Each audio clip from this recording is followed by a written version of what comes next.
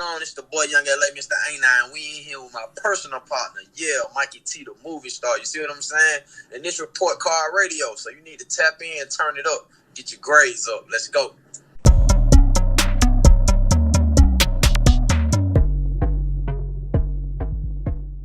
Thank you. Hey, brother, man. Hey, I thank you for having me here, brother. It's all Gucci. That's right, man. Welcome to Report Card Radio, Young LA. You know, I pretty much watched your whole career unfold in front of my eyes. You know, it's a good time to be alive, bro. In our lifetime, it is, brother.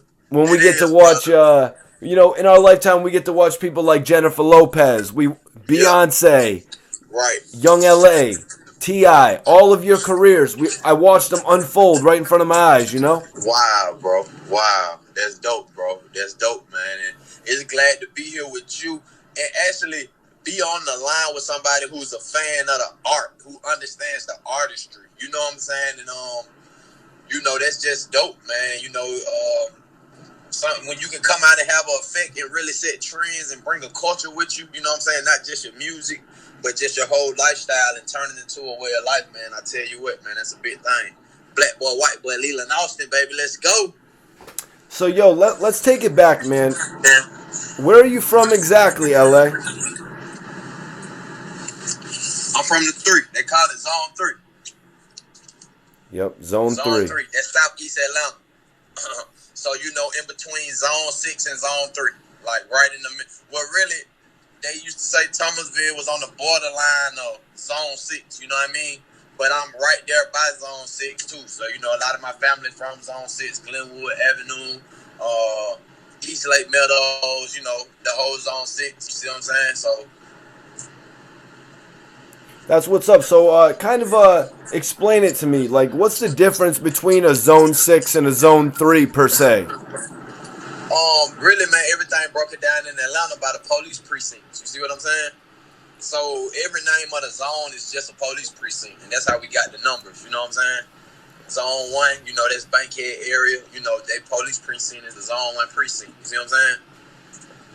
So what was it like growing up in Atlanta, LA? Take me into it, man. Was it a lot of fights? Was it a lot of drug dealing, corruption? Man, born and raised at Grady Hospital, and when you grow up with all your cousins and you grow up in the house full of kids, it's always fighting. You know what I'm saying? It's sibling fighting. It ain't even more the fighting you don't know. It's goddamn you and your cousin can't stop fighting every damn day y'all get out of school. You know what I'm saying? Facts. So, we grew up, and that was a part of, just growing up. You know what I mean?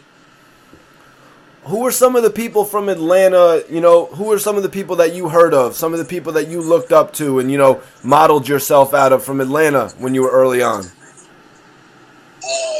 For me, in my era, it was Andre 3K for me.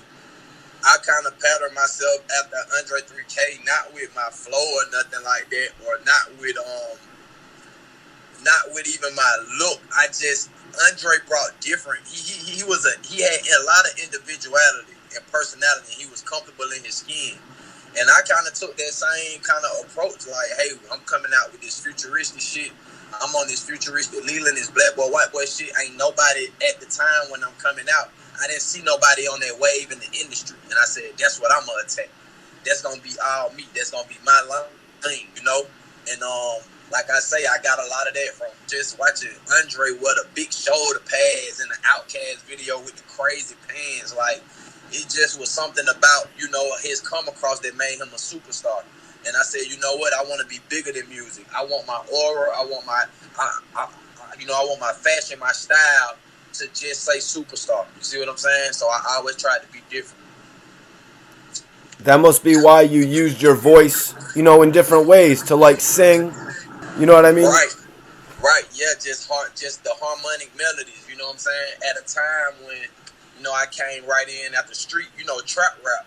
Like, even though trap is still here, not saying that, but I'm saying at that time I was coming behind the Gucci Mans and the Young Jeezys and the T.I.s. These are the guys who were ahead in Atlanta. You see what I'm saying? And my style was totally opposite, than what they had seen. It was totally different. It was almost like, what the hell this little young boy doing? Who the hell he think he is with this black boy, white boy shit? And they couldn't. It was kind of hard to grasp it, man. But you got to go through that. When you setting new trends and you trying to do some different shit, you going to go through that. Everybody not going to understand it off the rip. But now I look up and I feel like it definitely has touched the culture. Did you ever get a chance to actually chop it up with Gucci, man? Yeah, that's my brother, man. Yeah, Gucci, like, that's one of the things that motivated me in the beginning. That hey, Gucci was already hot with Zaytoven. Like, they had the streets on smash already with So Icy and all these things and different mixtapes. They was on fire. And I was working with Zay at that time. If anybody, really know LA and know my career, everybody know I started with Zaytoven. Before Grand Hustle, before Young Dro, T.I.P, before even it was a Ain't I, it was Zaytoven. And Zaytoven was the company of the Gucci Mans, the OJ the Juice Mans at that time, the Young Ralphs at that time who had Smash, Smash hit.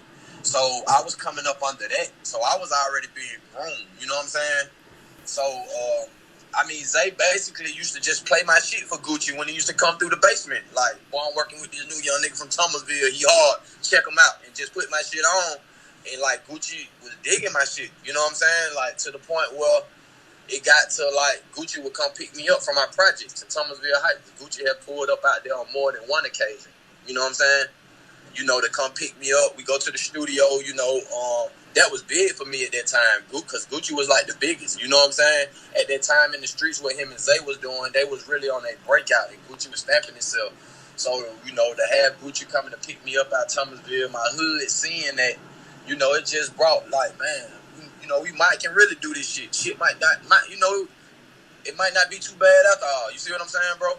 And I, just shout out to Gucci for seeing something in me, at least seeing the talent, if he didn't see anything else. And attaching itself to me at that time. You know what I mean? I got much love for Guwap. So was that before your deal with T.I., or was it prior to your deal with T.I., or was it during it? Nah, it was prior to my deal with T.I. Because Gucci Man was the first one coming looking for me.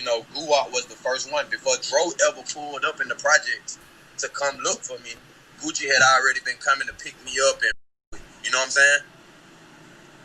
And then I had a mixtape with Zay that I had did just by doing songs, and that shit got out. We put the mixtape out. We made like 500 CDs and just scattered them around the Zone 3 area. And Young Dro ended up getting a hold of the CD. That whole CD was produced by Zaytoven, so you can imagine what kind of beats was on it. You can imagine the production, and you got this new little young cat, Young LA, and I'm bouncing on it like ain't nobody bouncing on the Zay beat. So the sound was like a new sound. And Dro, he got the CD, and I know he liked it, the music or whatever. Me and him was able to meet. He was able to pull up on me for real in the bricks. You know what I'm saying? And it kind of went from there, bro. That's like the legend of how this shit began.